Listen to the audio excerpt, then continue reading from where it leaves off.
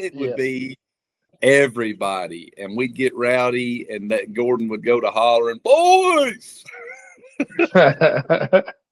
And that's how being Miss dudes. Bellini, she would fuss at us about leaving our towels on the bathroom floor.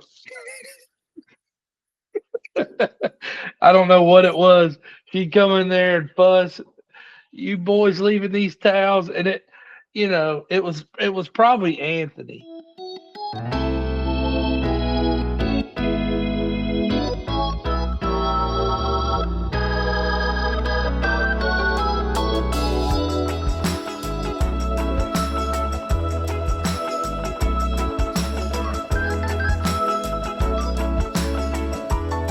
You're listening to the Church Members Podcast.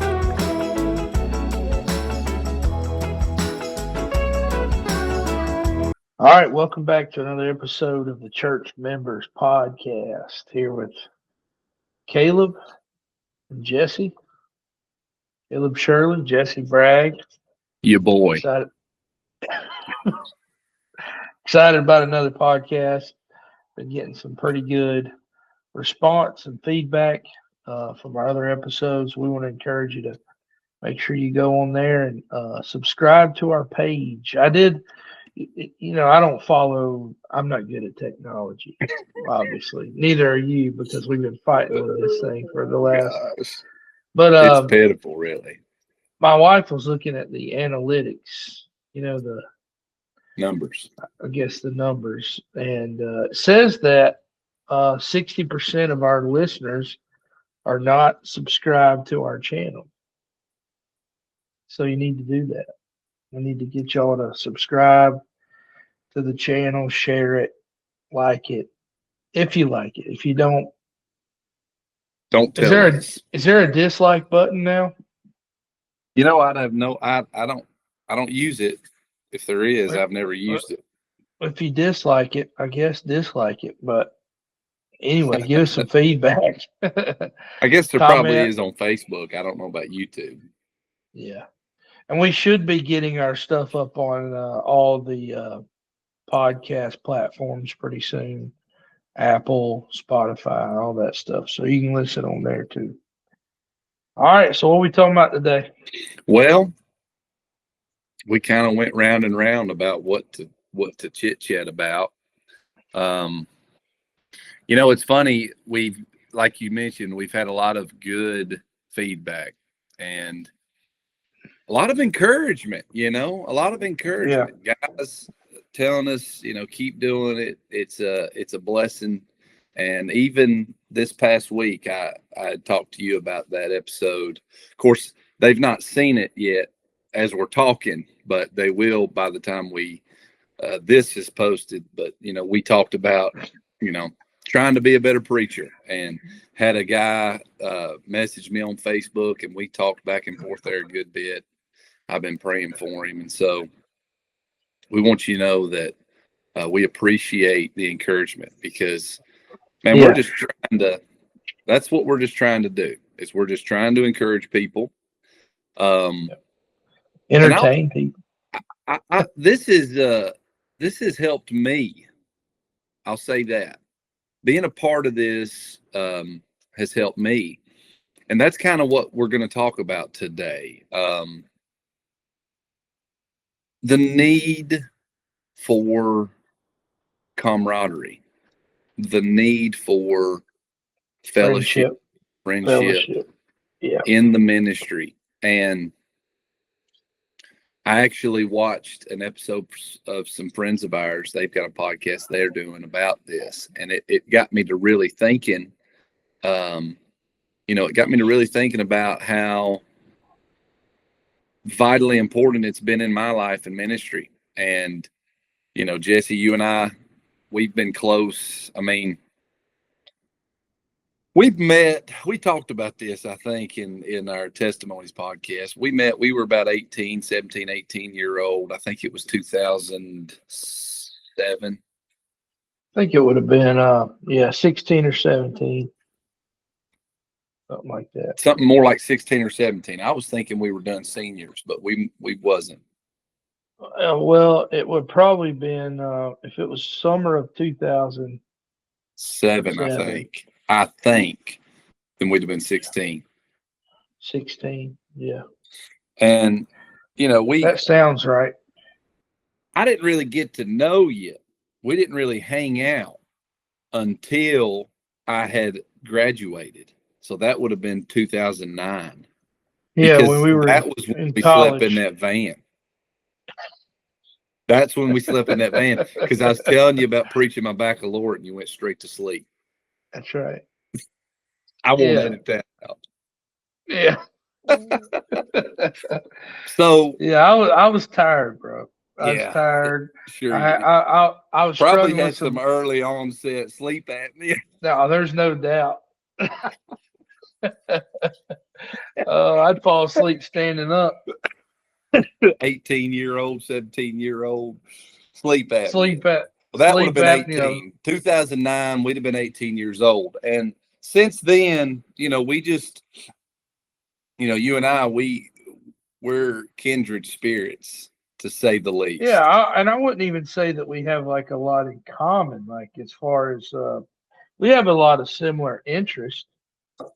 Yeah, culturally, fishing, outdoors, church, preaching. But as far as our upbringing, couldn't be more different. Couldn't be more different. But, I'm thankful, The Lord has blessed me personally my whole life with a good bit of camaraderie. I think about growing up at my dad's church. I mean, there's a picture out there, and if I can get my hands on it, I'll stick it in this podcast. But there's a picture out there of a bunch of the dudes I grew up around in church, standing and taking a picture. I think we were actually taking a picture for a youth choir CD, and they got all the guys, and we stood next to one another there. And you got to think, I mean, the church I grew up in wasn't this big metropolitan area church where we had, 1,000 people going. I mean, on a really good Sunday, we would see 150, and the church was on a single lane road. There was no, mustard and mayonnaise on the road. And to think that I was able to have the amount of camaraderie I had growing up, with Zach and Chess and Paul and James and John and Lewis and Roger and Nathan and, I mean, Blake, the list goes on with these guys that I grew up around, and man, we hung out, we hung out. And yeah, I had a good core group of friends there at the house, my cousin Josh, and which we were closer than brothers, right. And then Aaron and Anthony Vellini, Cole, Charlie Tinsley. So, we were all pretty tight. James Googe was always mixed in the crowd there with us, but we all had a lot of good times. And I honestly, man, there wasn't a day that we weren't doing something together, all of us, whether it was fishing, playing ball, or just hanging out somewhere at somebody's house, somewhere. Playing Xbox. Eating up all the groceries. Poor Deb Vellini. Dude. Miss Vellini, man. That woman's a saint. I think about Angie Berry. Oh, Miss Angie, Zach's mom. we would go over there for my dad's youth rally, and it would be everybody. And I love the Berries. I love Brother Gordon, Miss Angie. He's the assistant pastor there. And they live in 2 single wides put together. That's what they live in. Yes, and sir. son, we would hijack their house. It would be everybody, and we'd get rowdy, and that Gordon would go to hollering, "Boys!" And that's how Miss dudes. Vellini, she would fuss at us about leaving our towels on the bathroom floor. I don't know what it was. She'd come in there and fuss. you boys leaving these towels, and it was probably Anthony. Yeah. Doing it. Me and Aaron would pick ours up, hang them up, but Anthony, he didn't care. Yeah, you can't do nothing with Anthony. No. But he's probably gonna give us a call after this one. Yeah. Well, it's important, man. I think that especially strengthening each other through ministry, encouraging each other. And you're not always going to get along. We can testify to that, right? Of course. But I think that's what makes it real. When you can have disagreements, when you can have I would even say arguments at times, and then come out the other side of it. Yeah. And still be friends, not hold it against each other. I think there needs to be to have a good relationship, friendship. There's got to be a level of maturity that that you can't act like 2-year-olds when it comes to. Now we have our times of I was about to immaturity. Say our wives have to keep that one in check. Yeah, but I would say though, I mean, if you're gonna truly be friends with someone and have that camaraderie, you got to be able to have disagreements, not always see eye to eye on every little thing, and just work through it. Something that I have voiced in the past, because if you're gonna spend quite a bit of time with anybody, there's going to be friction. The Bible does tell us iron sharpeneth iron. And some people don't like this, but it's the truth. Like, if there's no friction in your relationship, there's not going to be much of a relationship. Yeah. And the benefit of that friction is gaining the ability to forgive, gaining the ability to apologize, being able to tell somebody, man, I was wrong.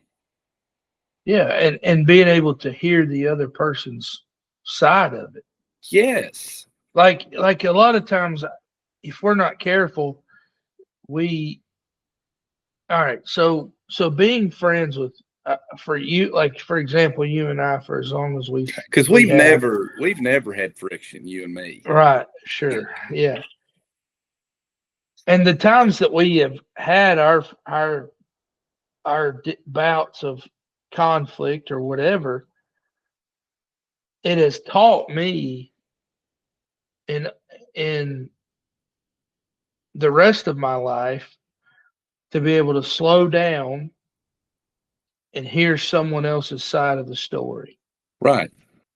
Because, for example, say you and I are stuck in a truck together for 6 hours, we have an argument. Well, there's no just, I'm walking away, and we're not going to talk to each other. Like, we make each other talk to each other and so it's taught me to not be so selfish in the fact that, okay, I'm right about this, and I'm going to prove my point, and I don't care what he has to say. Right. And so it's helped me to be able to be like, okay, they have a valid reason for why they feel the way they feel about a situation. Yeah. There's a reason. There's a reason why I was hungry. Right. I hadn't eaten all day. Yeah. Yeah, and I'd hate for you to be hungry. But no, a point that I wanted to make is that,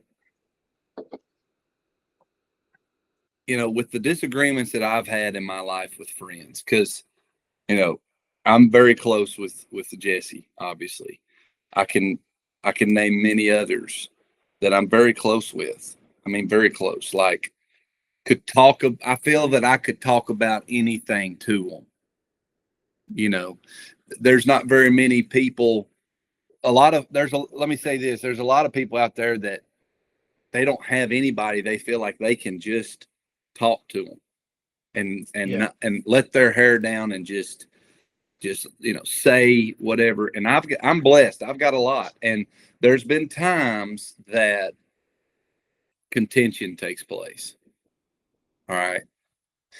And dude, this is funny how this is turned, because we were not planning on going this route, but I think this is good. I think this is great. What the Bible says about contention is, it says, only by pride cometh contention. Yeah. And so what has happened, what I have found, and I don't want nobody to think I've arrived at this, because I ain't perfect. Okay, I'm not in any shape perfect, but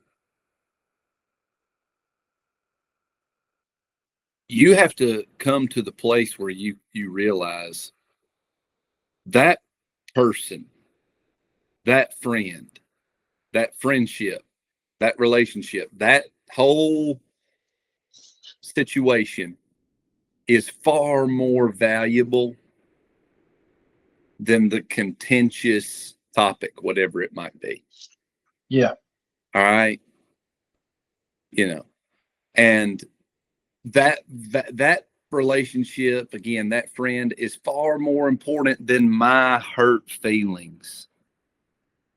Sometimes if we ain't careful, we will be so consumed with our feelings that we experience bitterness. It grows. The contention is never resolved.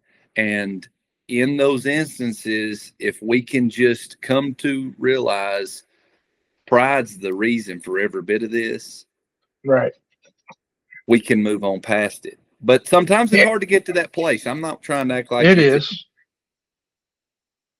It is. And what we have to understand is that we're not the only ones suffering. Right. Like, our wives are very close. Our children are very, very close. They're friends.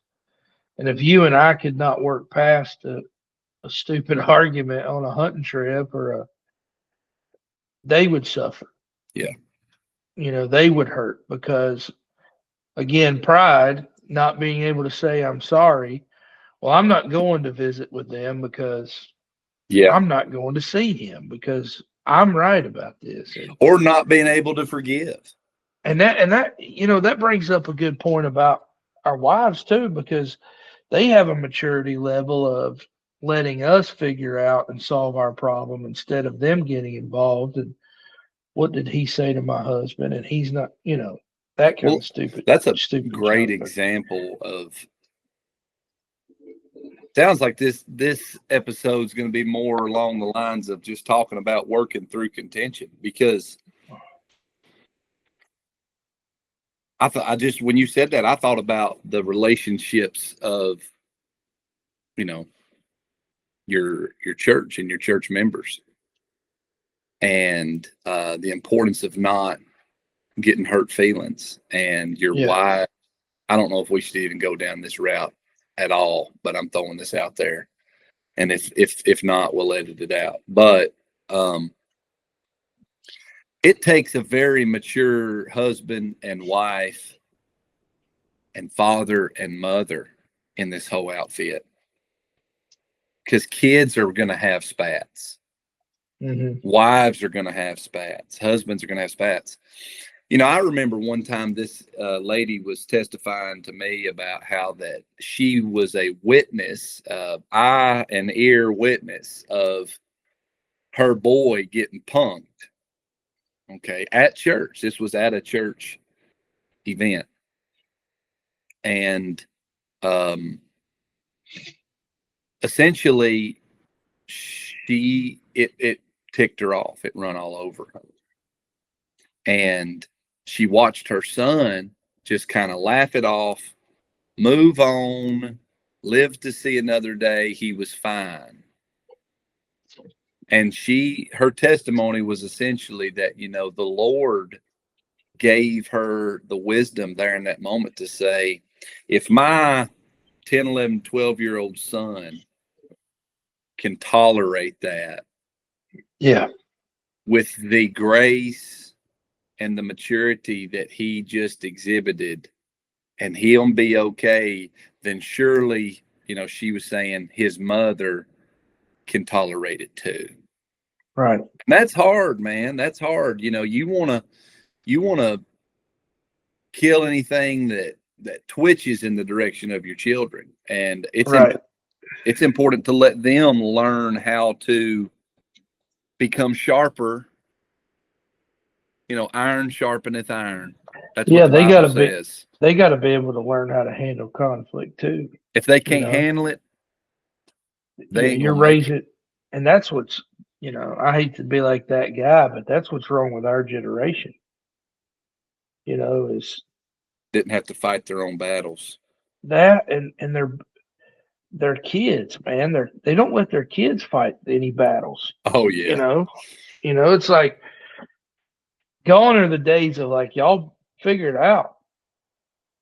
I remember back when we were kids, man, it was like, I'm not condoning fighting, but sure, if it came to that, yeah, I bet 9 out of 10 times by the end of it, we were hugging necks and being like, all right, we're done. Let's play some ball or whatever. I got a story for that, and I remember getting punked. I went to public school and I was getting punked every day on the bus by this kid. Essentially, I lived out in the country and we'd go by the elementary school on the way to the high school and middle school. And when we got to that elementary school and the buses would drop off the kids there, they would combine buses to save on fuel. They wouldn't have to take every bus to town. Well, every single time my bus had to get on this other bus, I always sat about halfway back. I like to sit behind that safety exit halfway back because it was more leg room. Right. And that's important. Right. But this kid would sit in the back of the bus, and I'm a freshman. I'm in the 9th grade.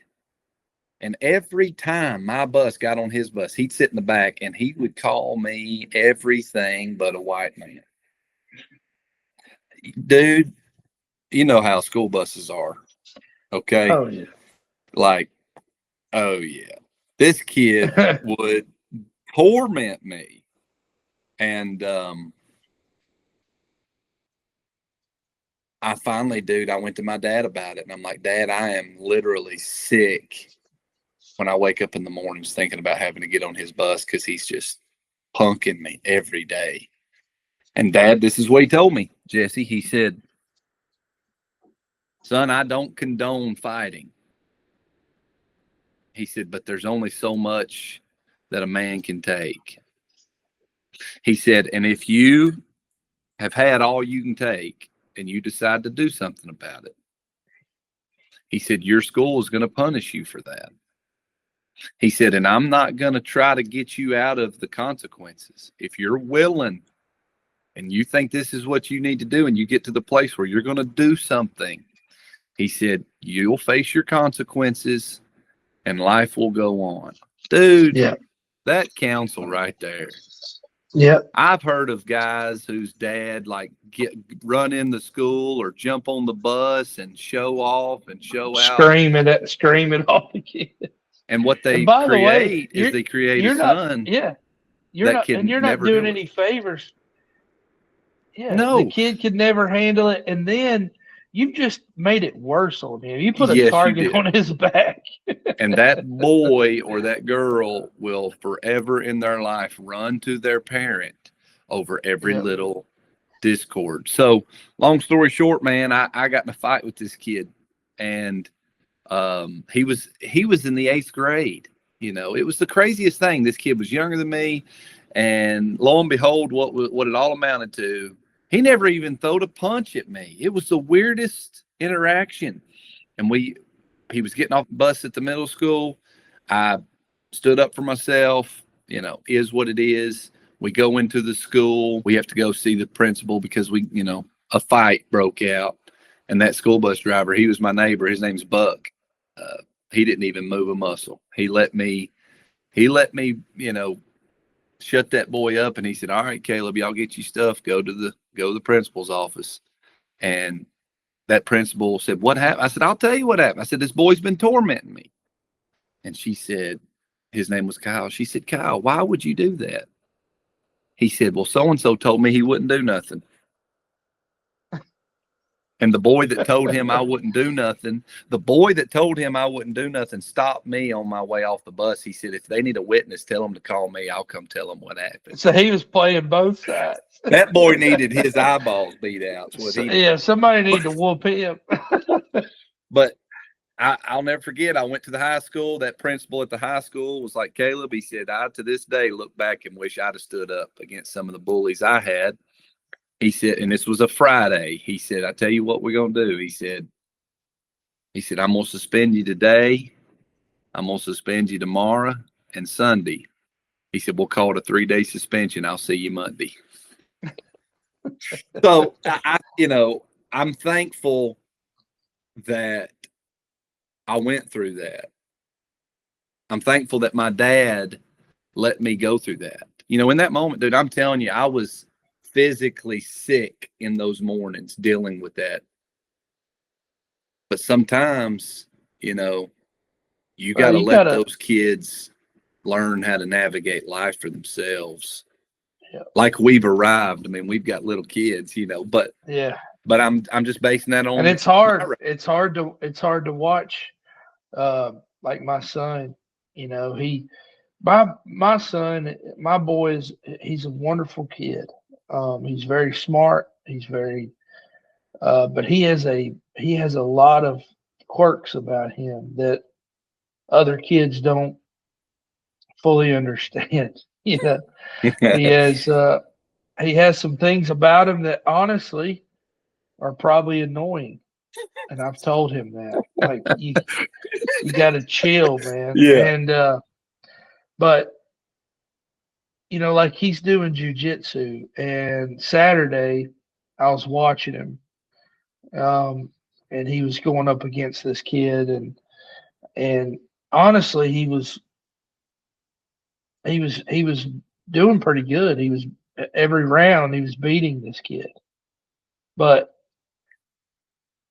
you know how Bo, he's just so amped up all the time, and this kid was just getting mad at him, and I was watching it, and then he was saying things to Bo, and then he was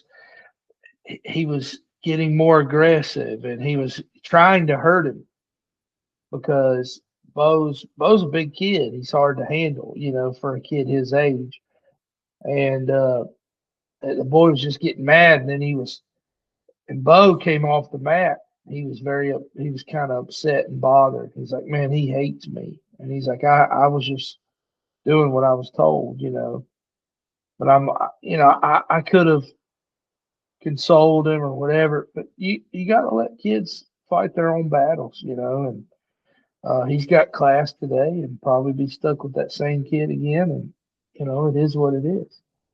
But, and then that carries over into adulthood, right? It carries over into, like you said, you and I having a relationship and having had conflicts. And, I think about me and my cousin, Josh. We got mad at each other over something stupid years ago. And I don't even think either one of us remember what it was that we were mad at each other about. But we didn't talk for a long time, if you remember that. We just, I don't know, we just fell out with each other. My wife would always try to tell me to make it right and figure it out. But that pride, exactly what you were talking about, that pride. I was like, I'm not talking. I'm not going to be the first one to reach out. Yeah, dude. And I didn't. And he's a better man than I am. He texted me or called me one Sunday morning. He's pastoring now. And he's like, man, I can't get in the pulpit this morning without us getting this right. And you just been preaching for years. Yeah, and I'm like, yeah,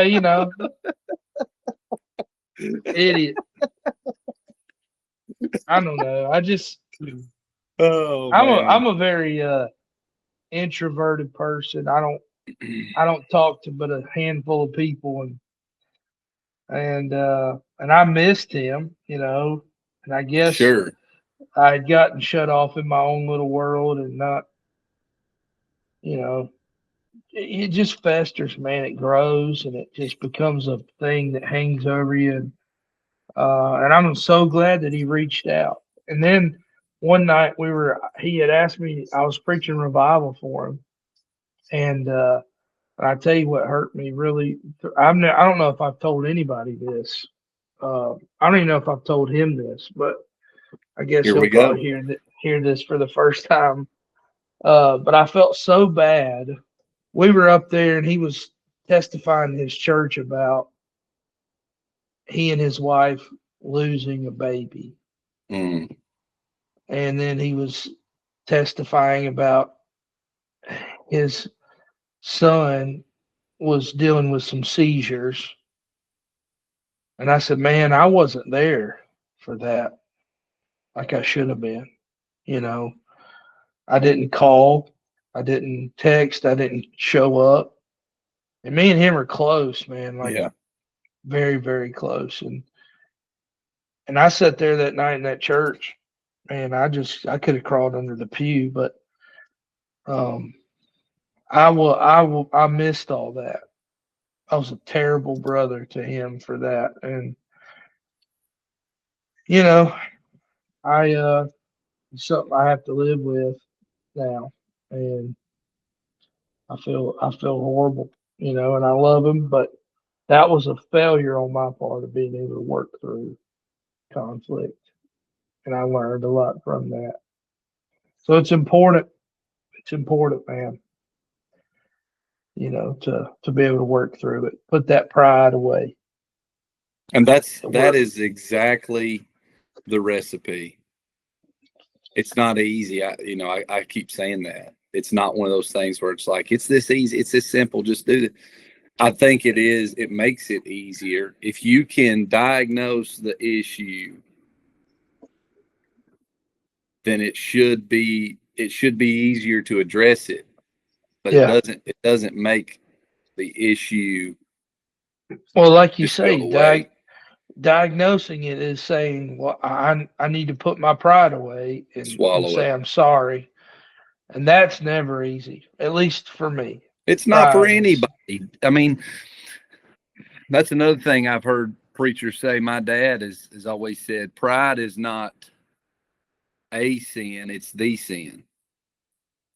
And there's a lot of truth to that. If you boil down every sin that's ever been committed to what the root cause, pride is somewhere in the main. Pride. I mean, why did I do something I wasn't supposed to do because I thought I needed to do it? That's pride. Yeah, I thought I deserved it or owed it to myself. Why did I not do something that I was supposed to do? Well, it's because I didn't want to do it. Well, guess what that is? That's pride. You see what I'm saying? And so it's going to be an ongoing battle. It's going to be an ongoing struggle. And, but I guess the reason behind this whole episode is we want to relay the importance of friendship. We want folks to realize you need camaraderie. All right. Yeah. This is not like it helps some people. Maybe you're one of those people. No, man. No. Everybody needs everybody. And everybody that I've ever come in contact with that was trying to get by without it, when they get a taste of it, dude, it's like, oh man, I forgot what I was missing out on. I think about a dear brother we took duck hunting a couple years ago he still to this day goes on about how much that trip, and dude, we didn't do nothing but just hang out. Yeah. And it helped. Even his wife came to me at a meeting and said, like, you don't know what that did for him. She's like, you need to take him back. I think about, and we had mentioned wanting to talk about this. I think this is a good time. The men's conference that my dad and my brother host. Yeah. which started as a young men's conference, and they were trying to use it as an opportunity to help. And I remember one day I was like, Paul, you need to quit calling it young men's, just call it men's conference and make it about, being better men for God. And, there's multiple men. I think of one specifically. He goes every year. He'll usually take a man from his church. Dude, they just eat it up. At that conference, they have church. Obviously, they'll have preaching. I think it's like 5 services. They do a golf outing. I mean, look. Which is... I'm not good at golf. Yeah. I've got a set of golf clubs that I break out once a year for that meeting. That's right. And we play, they call it Captain's Choice or Scramble. They call it doing a scramble. And you get a team of 4 and you play the best ball. And dude, my whole purpose is to hit the guts out of that ball every time I hit it. Yeah, that's all I'm doing. I was teeing off on them on the fairway. Yes, putting them on a tee and hitting them with the driver. I mean, which is frowned upon. It's just, and one year they shot clay pigeons. They cook really good food. That's always a plus for camaraderie. I mean, I cannot express to you how important it is to build some fellowship, build some relationships, and for your wife. Let me say something. If you're in the ministry, your wife needs somebody she can talk to. Yeah, she's in the ministry too, bud. Yes, and she needs to have some opportunities to get off with them, maybe go shopping, maybe go on a overnight trip, something where they can just vent. Yeah. And I know our wives do that maybe once or twice a year. They get off somewhere. And like we have the, your uncle's camp meeting. We all get an Airbnb together, me, you, and the Englands and our wives and families, and that's such a great time, man. Yeah, dude. I mean, there's no pressure. There's no. It's just our kids go bananas. And we're going to that meeting because we need it. Yeah.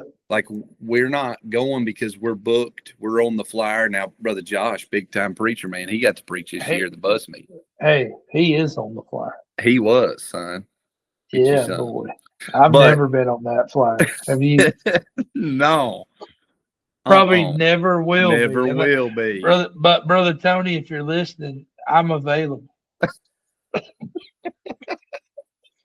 But anyway, I would highly recommend that. Yeah, and find a meeting. If you're somewhere where, if there's a place around you that's like Faith or somewhere, like we all have to drive. I mean, it's in North Carolina. But man, don't just get a hotel room with you and your family and stay away from everybody.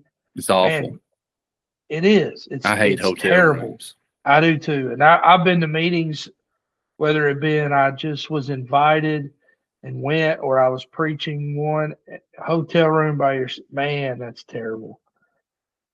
Try to take a friend with you, or if your family can't go, get out there. Find somebody that you would like to build a relationship with. Start befriending them. And then consider going to a meeting unto what we're saying, and try it out, man. It's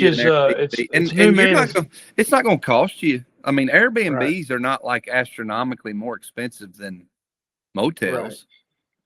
Right. Yeah. But the meeting we're talking about is New Man's Camp meeting every year. But there's meetings all over that you can you can do this at. I mean, they can go to your meeting in March. Last full week of March. Right here. Yep, Jubilee, Grace Baptist Church. That's a great meeting. Bogart, Georgia. It's growing every year. It's growing. We'll go eat tsunamis with you. I'll buy. We'll hit the tsunamis. You'll buy. Oh, man. You ain't never bought. That's because you always buy. Because you can't hide money. No, man, no. That ain't me. But dude, that Tsunamis. What do you call that place, Bragg? Tell them. Would you call it? What is Tsunamis? Oriental tacos. That's what it's like Asian meets street tacos. Dude, what about It's that amazing. appetizer? What is that? It's the Korean barbecue nachos. Enough said. That helps me. I remember one year we went to this meeting at Jesse's, and I think you said you ate there 5 times that week. 5 days, because every preacher that came, that's where they wanted to go. Yeah, and that might have been on me, because like as soon as I seen them, I'm like, dude, you've got to go to this spot. Bragg showed me, and I bet I ate 3 of them. Now Jubilee, it's every day the whole week, and the women love it. My wife, Kelly loves a fish taco. And they've got a I can't remember what they call it, but dude, dog. Heather loves a fish taco, dude. She even said it. She's like, y'all know I love fish taco. She loves them. So that time we were in Knoxville, every restaurant we went to, that's what she got. Yeah, and it was funny because we'd all be watching to see, and she goes, "Well, I'm gonna get fish tacos again." She loves them. Here at Fellowship, we have a yearly youth meeting in the winter, and I would highly recommend that. Yep. And let me just say, I have lived this. I think about some friends of mine from back home in Kentucky. I was doing a wedding over in East Tennessee. I was participating in O'Connor's wedding, and there's this young couple, and he was in the wedding, and his name's Cameron, and he was asking me about going and such, and I said, let me just help you. I said, we're gonna get us an Airbnb because I hate motel rooms. And I said, we'll find one big enough for you and your family. He had a brand new baby and a little like 2-year-old boy or so. And I said, y'all just stay with us and we'll fellowship. And dude, had a great time. I actually, while I was over there, found a little creek. Had to make a run to Walmart. Bought me a little creek pole, and he and I were wading. That's like when you and me preached. We officiated Tony Santabanez's wedding together. Yeah, dude. And we fished for 2 or 3 days, and then almost got in some trouble because we didn't. So I am notorious. I may be the world's worst because I love to go creek fishing. And man, if that's something you like to do, hit me up. I'll be your friend. Yeah, it's a good time. And I'm the worst. When I'm out there, I don't want to stop. I don't get hungry. It's a weird deal, man. I just I'm constantly thinking, that's probably a good hole right down there at that bend. That usually makes deeper water. There's liable to be, so. And Jesse was like, we're going to get killed. And I'm like, man, we got time. And finally, Bragg just had to put the clamps on me, and we left and we made it in time. But they'd have killed us for that one. Same for Cooper's wedding. Oh, Cooper's wedding, dude. Now he left us. Remember, we were just there though. Right, we took him. Yeah, we took him. He was fishing with us, and he. We were a mile from the truck, dude. But he had plenty of time. Plenty of time. But he panicked. He's like, guys, he was panicking. I'm gone. And he knew we were gonna push it. If he'd just kept going where we was, he was like, I'm done. And we ended up giving him the keys, and he left. And we had to call somebody to come pick us up. Yeah, Josh, my cousin. Oh, that was a good time. I forgot about that. Yes, sir. Oh man. But yeah, guys, you got to have it. You get your families involved. I think about the fact that our kids will be friends for hopefully they can work through conflicts because they'll have them and they have already. I mean, Yeah. But we hope that our kids can grow up together and have this type of friendship with amongst themselves. I think about Reese and Ada and Bo and Josiah and Corbin and Carter and all that. I think And Oscar. Oscar, yeah, tagging along.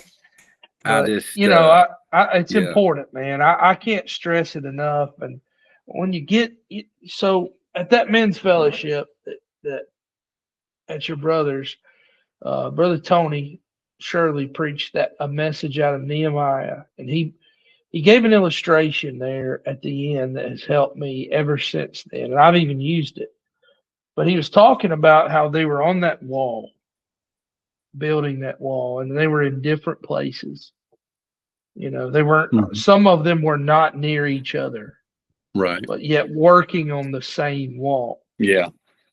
And he said, we may not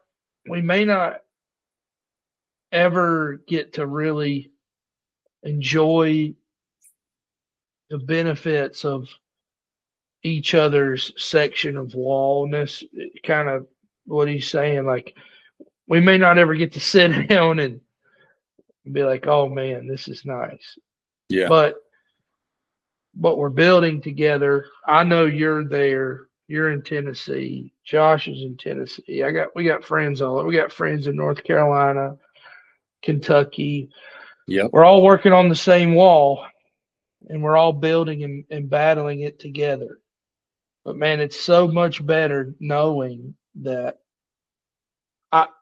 not too far down that way, he's doing I've the got same a friend thing. doing the same thing I'm doing.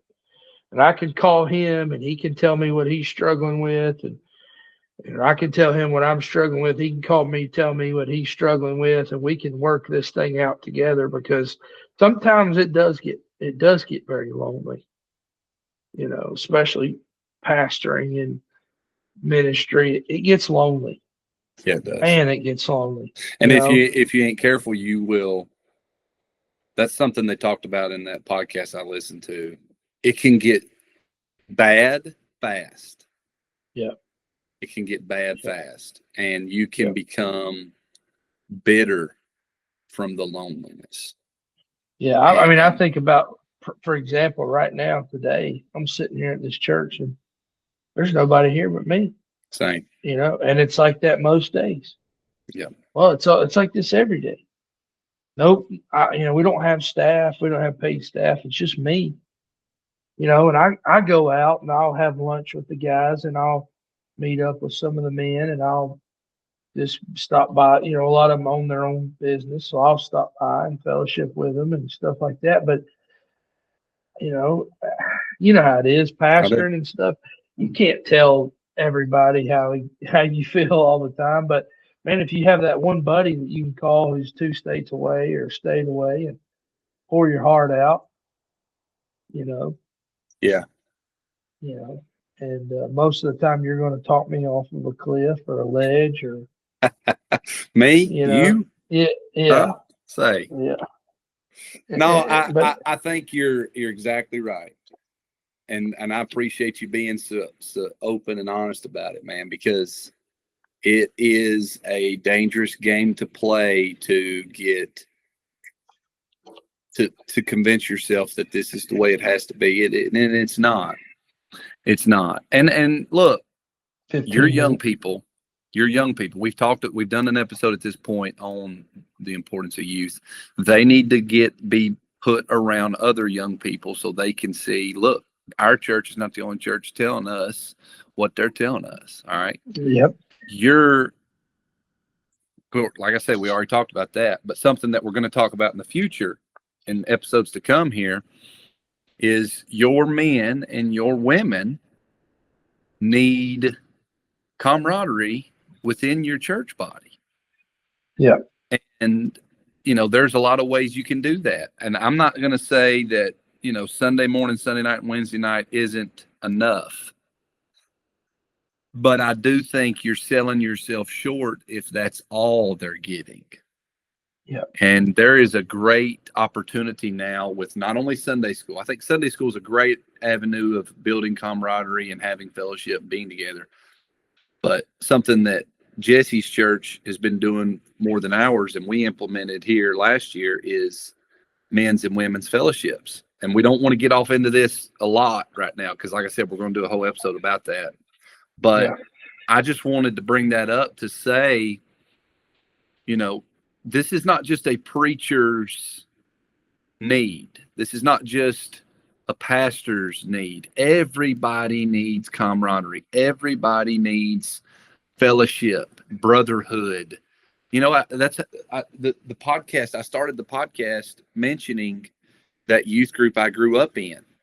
I was just a kid, and I had it well before I was preaching, and it's something that is, if we're not careful, we will neglect it within our church membership. Ain't that what this podcast is about? Yeah. What a man. How did we miss that layup? Yeah. Well, I mean, it's how you and I met. Yeah. Camp. We was at teen camp for a week. And then we'd see each other at youth rally, and we'd see each other at these different meetings, and friendship. We got close via texting and calling. You'd call me, I'd call you, and then you decided to get married, wanted me to be in the wedding. Then you wanted me to be the best man, and there I was, son. Yeah, man. Mac Daddy. Macaroni. No, but yeah, I mean, the rest is history. How did all that happen? Well, because we were put in circumstances that brought us together because of the importance of doing so. Yeah. And that's what this episode's about. And don't quit when you have contention, because it will come. It will. Come. If you're gonna be friends for long, you're gonna have contention. Period. And you have to make up in your mind that friend and that friendship, that relationship, that it is far more valuable than this one little thing that, if we're not careful, can fester. That was the word you used. And see something so valuable and so precious as a brother or a sister in Christ. And I mean, there's been times. Be willing to hear the other side of the story. Yes. And be willing to forgive. Want to forgive. That's a quality of our God. I was reading today, and I think it's Micah, and he says that the Lord wants to be merciful. That's not a quality of man. We look for a reason not to give mercy typically, and that's not right. So have a desire to be merciful. There was a point, and I think this is a good way to stop the conversation today, which, Jesse and I, we had a little spat, and I remember thinking in my mind, that friend, that brother of mine, matters more to me than any nonsense that I could do or he could do. And I'm going to make my mind up that I'm going to be his friend no matter what he says right now, because he's going to say some things that he don't mean, and I'm going to say some things that I don't mean, and that's okay.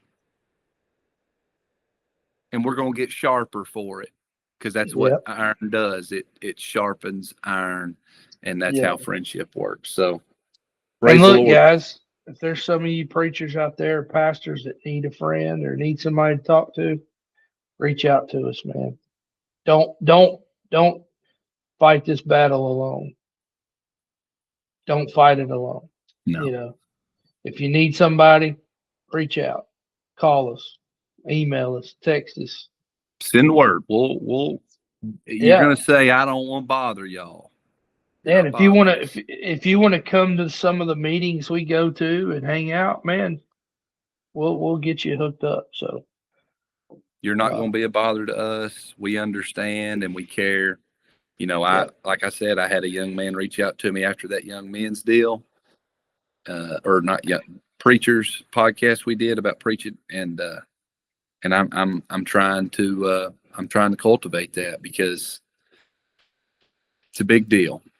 You matter. And here's another thing, real quick before we end it. Sometimes we as preachers can have a pack mentality where we only just hang out with a certain. Don't have that. No. If you got a guy, because here's the thing about men, if we allow ourselves to open up about something, that's a hard step for us to do. Typically, yeah.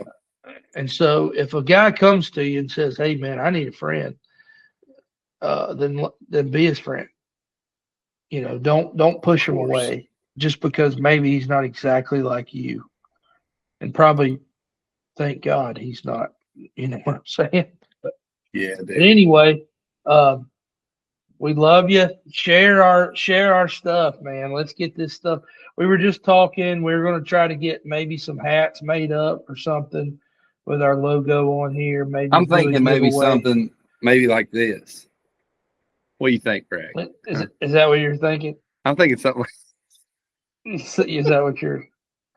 Yeah, we can do that. We probably couldn't without getting a fat lawsuit. Yeah. Well, we're going to put our logo on a hat, couple hats, maybe do a giveaway. We were also talking about doing a live, but we don't know if that would be such a great idea because you can't edit those. But anyway, we don't. You know, you never know. We'll think about it. We'll pray for us. Pray for us. But yeah, share it, like it, subscribe, send it to your friends, and we would greatly appreciate it. But anyway, this has been another episode. We're just having a good time being dudes. Yeah, we're just having a good time, man. Just having a good time. It's a good time. Anyway, this has been another episode of the Church Members Podcast. We'll talk to you later. Thank y'all.